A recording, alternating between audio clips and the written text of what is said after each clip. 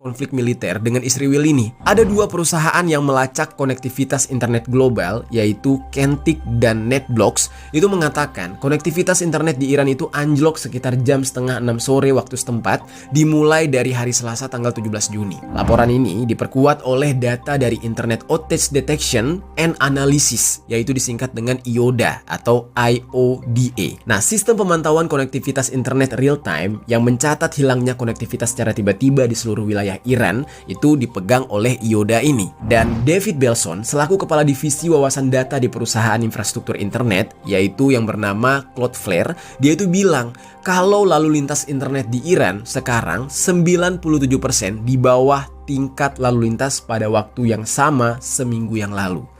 Ini nggak tahu ya geng, memang tiba-tiba internetnya ngedrop karena perang, atau justru memang ya pemerintahnya sengaja bikin internetnya ngedrop supaya para hacker dari Israel tidak bisa menyerang mereka. Karena seperti yang kita tahu ya, hacker-hacker Israel ini lumayan mengganggu, mereka jago-jago gitu.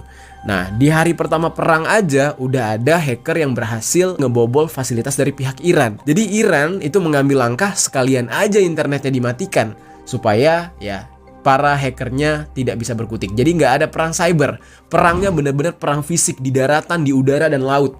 Pakai rudal aja. Nah, terus geng, Belson di saat itu juga menyebutkan biasanya di dalam kasus pemadaman internet besar dibarengi dengan hilangnya pengumuman ruang alamat IP dari negara yang bersangkutan.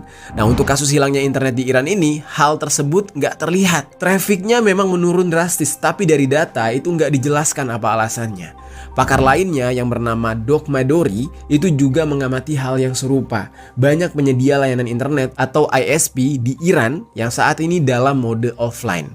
Nah, ini adalah pemadaman internet nasional kedua di dalam beberapa hari dan jauh lebih parah dibandingkan sebelumnya, menurut Madori. Nah, kondisi ini geng membuat terbatasnya warga Iran untuk bisa mengakses dan berbagi informasi dengan dunia luar. Gimana kondisi Iran, ya, apa yang dialami oleh mereka.